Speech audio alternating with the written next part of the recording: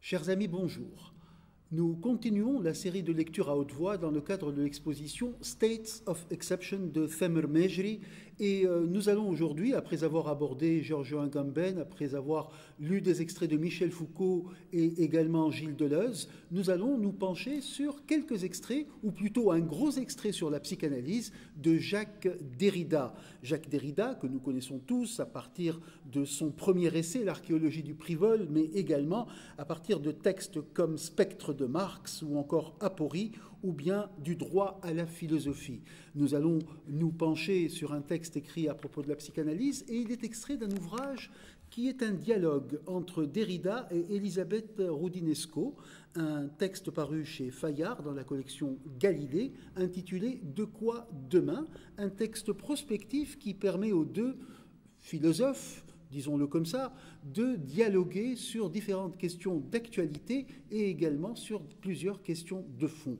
Nous allons tout de suite vous proposer un extrait dans lequel Jacques Derrida évoque sa fréquentation de Sigmund Freud. Début de citation.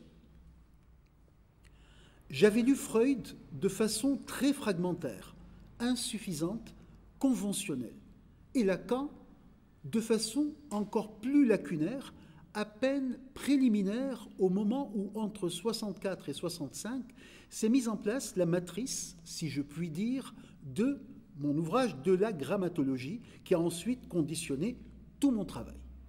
Mais d'abord, je voudrais dire, puisque vous m'y invitez, et il s'adresse à Roudinesco, un mot sur Lacan.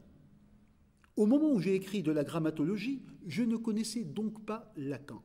J'avais parcouru superficiellement l'instance de la lettre dans l'inconscient et partiellement, je crois, fonction et champ de la parole et du langage en psychanalyse.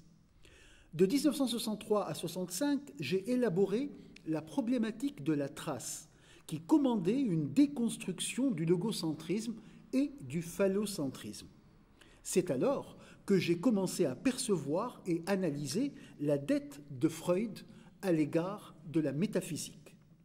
Si la psychanalyse est impensable hors de cette tradition philosophique, celle-ci rend possible la psychanalyse, mais du même coup la limite.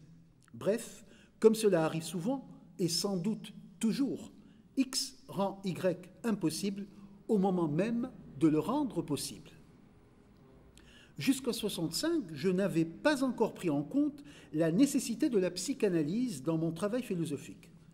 À partir de la grammatologie, j'ai senti la nécessité proprement déconstructrice de mettre en question le primat du présent, de la présence pleine, dès lors aussi de la présence à soi et de la conscience, et donc de mettre en œuvre des ressources de la psychanalyse. Bien entendu, jusque-là, je n'étais pas totalement vierge ou ignorant, mais ma connaissance de la psychanalyse n'était pas en droit et en théorie intégrée, ni même vraiment articulée à ma propre problématique.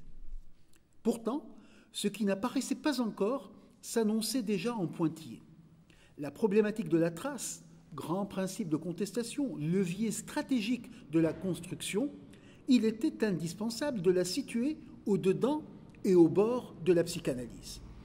Dans de la grammatologie et surtout dans la différence avec A, comme l'écrit Derrida, j'essayais de situer au moins la nécessité de réinterpréter un certain sillage de Nietzsche et de Freud.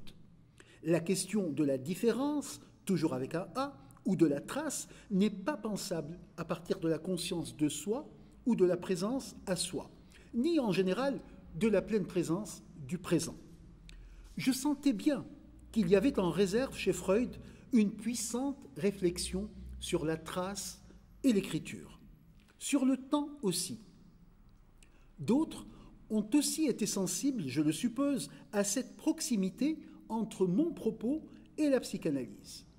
Invité par André Green à donner une conférence à la Société psychanalytique de Paris, j'ai donc écrit cet essai sur le bloc magique qui fut d'abord accueilli et applaudi, si mémoire est bonne, dans Tel quel. Vous voyez, dans cette seule phrase, je viens de nommer et de laisser suspendus je ne sais combien de fils historiques, toute une toile d'araignée de malentendus qui commençait alors à se tisser, voire à se tramer. À n'en plus finir. Je laisse en sommeil ici ou en réserve tout un travail d'archives, d'histoire et de sociologie, des idées et des hommes. Tout cela est publié et accessible à qui veut lire et en a les moyens. C'est alors, en gros de 68 à 71, que je me suis mis à lire tel ou tel texte de Lacan et à y découvrir autant de choses passionnantes que de lieux de résistance ou de résidus de métaphysique. Je m'en suis depuis lors abondamment expliqué, qu'il s'agisse d'une certaine conception de la parole vraie ou de la parole pleine, d'une logique du signifiant ou de la référence à Heidegger. Après cela, et sans vouloir réduire le travail de Lacan au fameux séminaire sur la lettre volée, j'en ai proposé ce qu'on pourrait appeler une analyse en 1975 dans un texte intitulé « Le facteur de la vérité ». Texte qui a donné lieu, vous le savez, à de nombreux débats et à de nombreuses publications, notamment aux États-Unis. Il n'y eut jamais, à ma connaissance, aucune réponse publique de Lacan ou de ses proches. Retour à Freud maintenant. Mon souci était de trouver dans une logique de l'inconscient, mais je n'ai jamais fait mienne cette expression. Mon souci donc était de trouver dans une logique de l'inconscient de quoi soutenir un discours dont je sentais depuis un autre lieu, selon une autre démarche, la nécessité.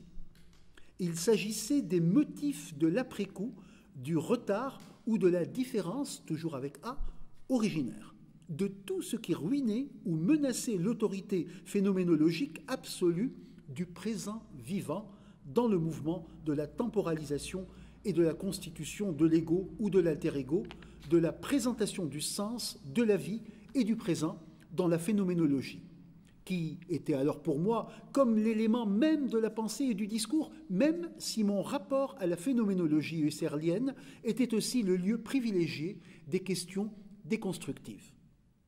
Mais l'ami de la psychanalyse demeurait sur ses gardes face à tant de schémas métaphysiques à l'œuvre dans les projets freudiens ou lacaniens. Double geste donc, toujours, marquer ou remarquer chez Freud une ressource qui n'avait pas encore été lue, me semble-t-il, comme je croyais devoir le faire, mais du même coup soumettre le texte, Freud, le faire, mais du même coup le soumettre à la théorie et l'institution, à une lecture déconstructrice. Aucun texte n'étant jamais homogène, c'est devenu pour moi une sorte d'axiome catégorique, la charte de toutes mes interprétations. Aucun texte donc n'étant jamais homogène, il peut être légitime, conclut Jacques Derrida, il est même toujours nécessaire d'en faire une lecture divisée, différenciée, voire en apparence contradictoire. Active, interprétative, performative, signée, cette lecture doit et ne peut pas ne pas être l'invention d'une réécriture.